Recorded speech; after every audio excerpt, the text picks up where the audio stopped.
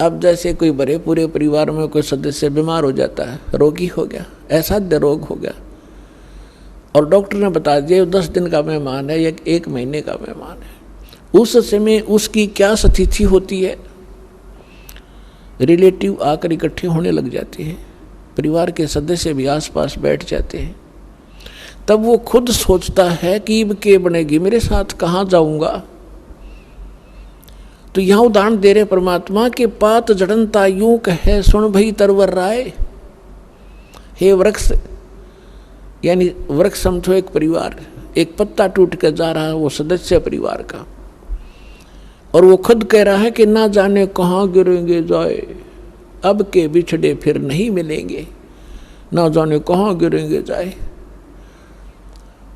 तो फिर जो कुल के लोग बैठे होते हैं वो एक सांत्वना दिलाते हैं और क्या कहते हैं, भाई यहाँ तो सब नहीं मरना है, ना कोई रहा, 2 दिन आगे पीछे भी ये तो सब नहीं जाना है, परमात्मा का विधान है, चिंता ना कर, जो होनी थी होगी। बस इतना संतोष देकर हम उसका दिल डांटते हैं। ऐसे ही उदाहरण दे रहे परमात्मा कि वृक्ष कह रहा है, वो तरवर कह रहा है, तरवर कहता पात से सुनो पात एक बात, यहाँ की यह रीति है एक आवत एक जात। दादा मर गया, पोता पैदा हो गया, 50-60 वर्ष वो पोता नाच कूद लेगा, फिर वो मरेगा, उसका पोता तैयार हो गया। तो परमात्मा कहते ये क्या जीवन है तुम्हारा, तुम इसी को फाइनल मान लिया। इसका एक विकल्प है, अभी तक नहीं था, अब इसका अल्टरनेट प्राप्त है, फिर इसको ग्रहण करो। जब तक हमारे साथ धोखा हुआ सो हुआ, अब तो सतर्क हो जाओ। ये जीवन नहीं है, ये संसार ठीक नहीं है, ये आपका नहीं है। काया तेरी है नहीं, ये माया कहाँ से हो, चरण कमल में ध्यान रखो हो, इन दोनों को खो। जब तेरा शरीर तेरा नहीं, मूर्ख तो कोठी और बंगलो नारी बैंक बैलेंस ना अपना क्यों कर मान बैठा, या बुद्धि कहाँ भ्रष्ट हुई तेरी। जब काया तेरी है नहीं, ये माया कहाँ से हो, चरण कमल में ध्यान रखो, भगवान की भक्ति करते रहो। तेरे पास माया है, इसको सदुपयोग कर, इसका अहम मत बना, इसमें ममता मत रख, या तेरी नहीं है। ऐसे समझ ले जैसे होटल में जाकर रेस्टोरेंट में कोई सेठ व्यक्ति रह रहा है, वहाँ की कुर्सी मेज पलंग टीवी सारा कुछ उपलब्ध है, आपको एसी लगा है, कूलर लगे हैं, पंखे लगे हैं, ट्यूब हैं, आप उनको प्रयोग कर रहे हैं, करते रहो, क्योंकि आपका जो रेंट लग रहा है, किराया चलते समय आपका नहीं है। वो कहते उन कुर्सियाँ ना अपने समझ बैठे और उस टीवी ने ठा के चालन दे, कोई नहीं जान देगा वहाँ से। तो ऐसे ही संसार में रहिएगा आप एक होटल की तरह, जैसे होटल में आप रह रहे उसी सुविधा आपको प्राप्त है, लेकिन जो मूल उद्देश्य है आपका उस होटल में रहने का, वो मत भूलिए। होटल में कौन जाता है रेस्टोरेंट में? जैसे व्यापारी लोग गए दूर देश में जाकर वहाँ होटल में धर्मशाला में कमरा किराए पर ले लिया, वो उद्देश्य क्या उनका जाने का? क्या उन कुर्सी मेज पलंगों पर लेटा रहने का थोड़ा ही है। उसका उद्देश्य है कि मैं बिजनेस करूं, अच्छा सौदा खरीदूं और बेचूं और धनी होकर के लाभ प्राप्त करके मैं धनी बनकर वापस लौटूं। तो जो सेठ साहूकार जो पूंजी लेकर गया था, उस पूंजी से उसने सौदा किया और दुगने तिगने चुगने करके अपने घर पे आ गया, तो साहूकार कलाया। और उसका दूसरा साथी उतने पैसे पूंजी लेकर गया था, वो सारा दिन मस्ती मारता रहा, घुटी छुटी लावर सो जावे, और उन सारे सोफे और पलंग को अपना मान बैठा हो नशे में। जब उसकी पूंजी नष्ट हुई जो ले गया था सौदा करने के लिए, तो उसके बाद उसको धक्के मारकर बाहर निकाल दिया गया रेस्टोरेंट से, क्योंकि वो कंगाल हो गया। और जो उद्देश्य लेकर गया था वो किया नहीं, तो वो फिर मजदूर लगता है आकर किसी साहूकार के।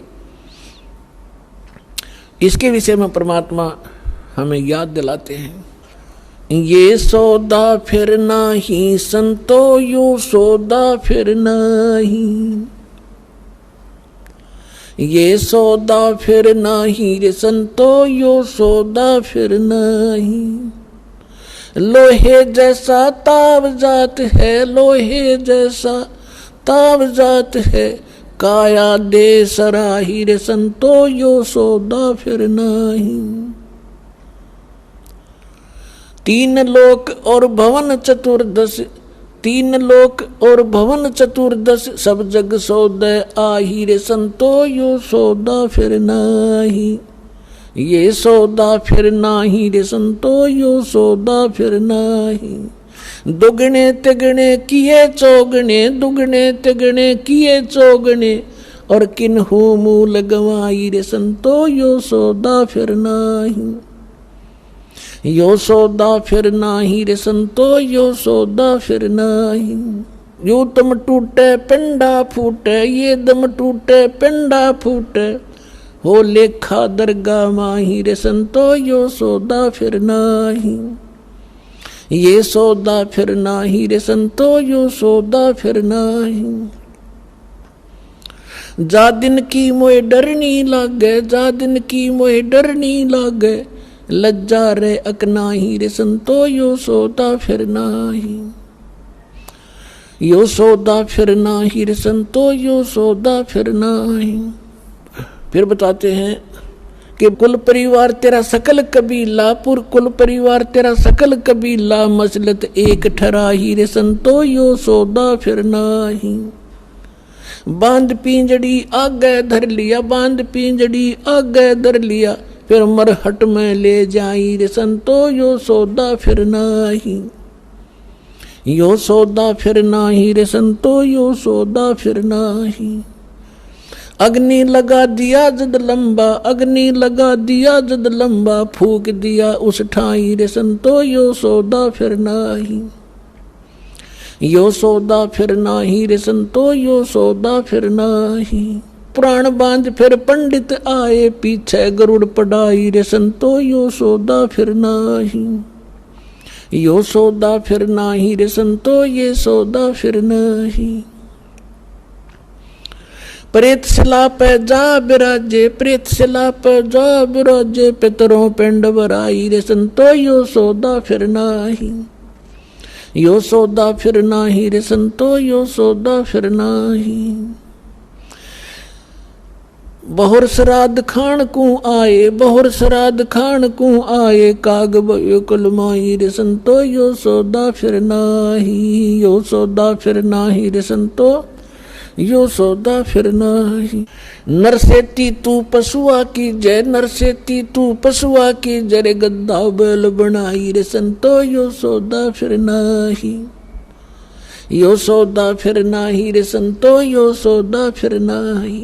ये 56 भोग कहाँ मन बोरे, 56 भोग कहाँ मन बोरे, कित कुरडी चरणे जाई रे संतो यो सौदा फिर नाही, यो सौदा फिर नाही रे संतो यो सौदा फिर नाही।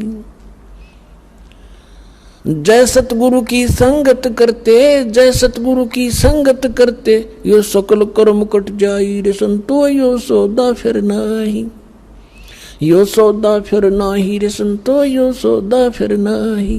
अमरपुरी पर आसन होते, अमरपुरी पर आसन होते, जहां धूप न छाई रे संतो यो सौदा फिर नाही, यो सौदा फिर नाही रे संतो यो सौदा फिर नाही।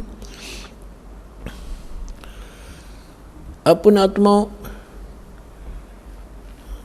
इस वचन में अमृतवाणी के अंदर आदरणीय गरीबदास साहिब जी ने परमात्मा की महिमा और इस जीव की दशा बताई है।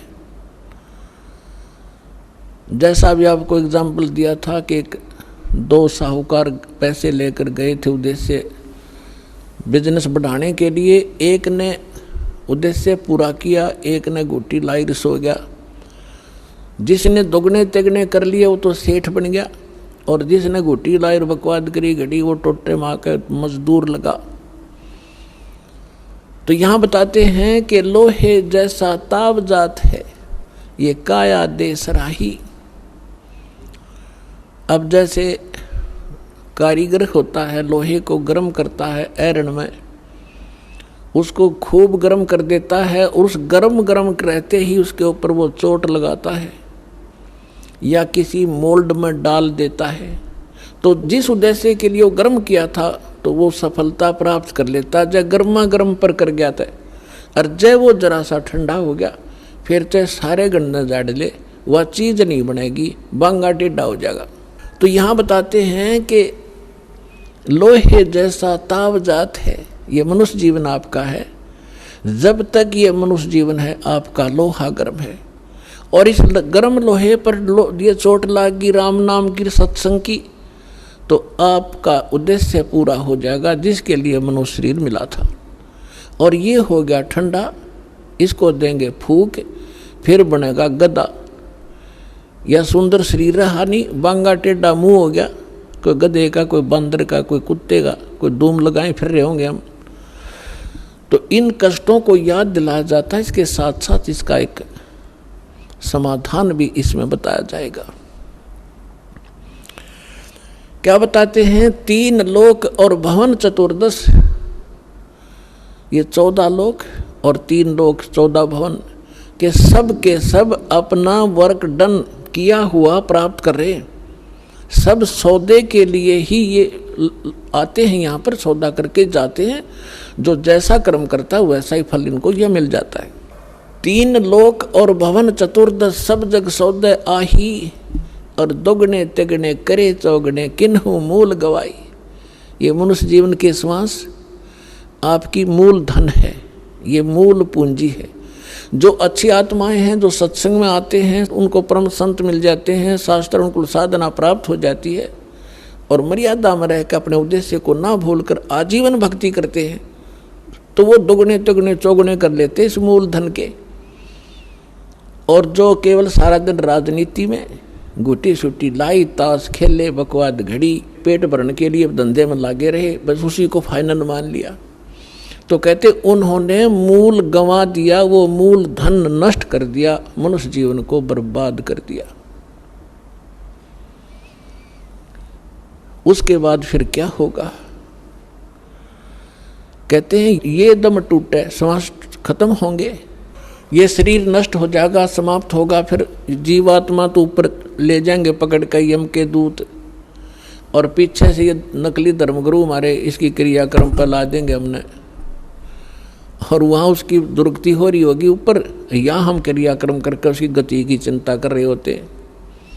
क्या बताते हैं कि उस दरगाह में मार पड़ेगी, यम पकड़ेंगे बाहीं। जिन्होंने परम संत सतगुरु रूप में प्राप्त नहीं हुए, सत्साधना नहीं की, उनको यम के दूत पकड़ कर ले जाते हैं, और जिनको संत मिल गए सत्साधना कर रहे हैं, उनको यम के दूत नहीं ले जाते, उनको जहाज में बिठाकर भगवान ले जाता है।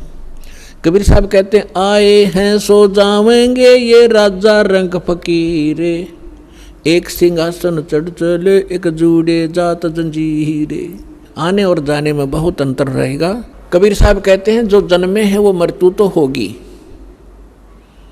आए हैं सो जावेंगे राजा रंग फकीर, लेकिन राजा रंग जो भक्ति नहीं करते और फकीर साधक जो संत कर भक्ति करता है, उनके जाने में बहुत अंतर होगा। एक तो सिंहासन चढ़ चले, विमान में बैठ कर जाएंगे, और एक बांध कर ले जाएंगे जिनको यम के दूत, तो बहुत अंतर हो गया। अब क्या बताते हैं कि कुल परिवार तेरा सकल कबीला मसलत एक ठहराई। जब आपका शरीर पूरा हो जाएगा, श्वास छूट जाएंगे, जीव निकल जाएगा, तो आपके अंतिम संस्कार के लिए आपके कुल के लोग तुरंत एक राय कर लेंगे, उठाओ जल्दी और फूको, फाइनल करो इसको।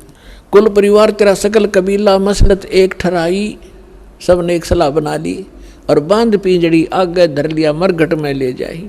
अग्नि लगा दिया जद लंबा फूक दिया उस ठाई। अब शरीर का तो कर दिया काम।